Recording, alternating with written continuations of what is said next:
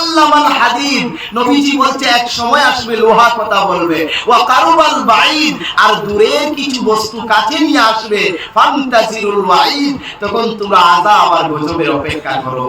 অধিপতি তাদের বেদকা অন্তে প্রকৃত তাকে সোনাঙ্গ বক্ষতে সাদা মেধা শাস্ত্রের শিলা থোরে মে ছো আচরজন মোহাম্মদ ইতিহাস শিষ্য শাখা সমন্বিত মরুস্থল নিভাসিনে নমস্তে গুরুজান শ্রুধারি সুদর্শী।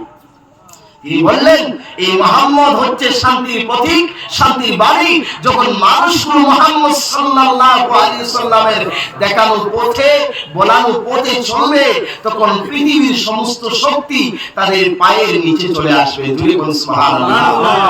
মৌদিবতী তাদের বেদকা অন্তে প্রকৃত তাকে সোনাঙ্গ বক্ষতে সাদা মেধা শাস্ত্রের শিলা মৌদেবতী তাদের বেদকা অন্তে প্রকৃত, একজন মহামানব প্রকৃত মানব আসবে মৌদে বর্ধিতা, যার নামের অক্ষর ম দিয়ে শুরু হবে। সুবহানাল্লাহ। নামের অক্ষর কি বললাম ভাই?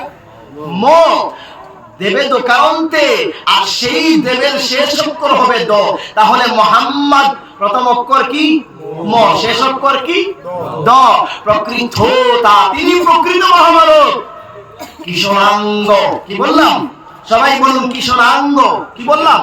কিশোরাঙ্গ। সাদা মেধা শাস্ত্রের শিলা, সেই ধর্মে গুরুবংশ বহন করা হবে। এই ধর্ম হলো মুহাম্মাদুর রাসূলুল্লাহ সাল্লাল্লাহু আলাইহি ওয়াসাল্লামের ধর্ম।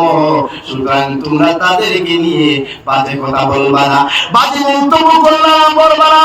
আমি একজন পণ্ডিত হয়ে বলে যাই, তাদের ধর্মে গুরুবংশ বহন করা বৈধ আছে। সুতরাং তাদের উপরে, তাদের আইনের উপরে, তাদের অধিকারের উপরে কেউ কোনো কথা বলবা না। তিনি হচ্ছেন মুহাম্মদুর রাসূলুল্লাহ, মহাজ্ঞানী ছিলেন। বলেন সুবহানাল্লাহ। আমি একটা হাদিস পড়েছিলাম খুতবার মধ্যে, আপনারা শুনেছিলেন, ইজা তাকাল্লামাল হাদিদ, নবীজি বলছে এক সময় আসবে লোহা কথা বলবে, ওয়া কারুবাল বাঈদ, আর দূরের কিছু বস্তু কাছে নিয়ে আসবে, ফান্তাজিরুল ওয়াঈদ, তখন তোমরা আযাব আর গজবের অপেক্ষা করো। আচ্ছা বলুন তো, লোহা কথা বলছে, তখন উতবা সাহেবা বেঈমান মুনাফিকেরা বলেছিল, আরে মুহাম্মদ পাগল হয়ে গেলেন নাকি, লোহা কিভাবে কথা বলবে? আজকের বিজ্ঞান প্রমাণ করে দিয়েছে। এই মোবাইল কথা বলছে কি বলছে না ভাই?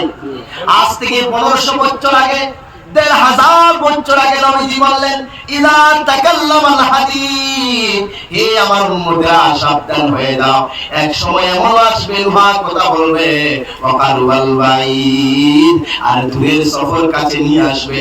এখন আপনি সৌদি আরব, বাহরাইন, কুয়েত সব কিছু মুহূর্তে দেখতে পাবেন। কল করবেন, রিসিভ হবে, দেখে যাবেন। দেখেন কি দেখেন না ভাই? দেখে যাবেন। ফান্তাজিরুল ওয়াঈদ, তখন তোমরা সাবধান হয়ে যাও, তখন তোমাদের উপর গজব, আযাব, লাঞ্ছনা, বঞ্চনা কত কিছু আসবে। তো আমার সেই বিষয়ে আমি আস্তে আস্তে আসতেছি বোঝানোর জন্য।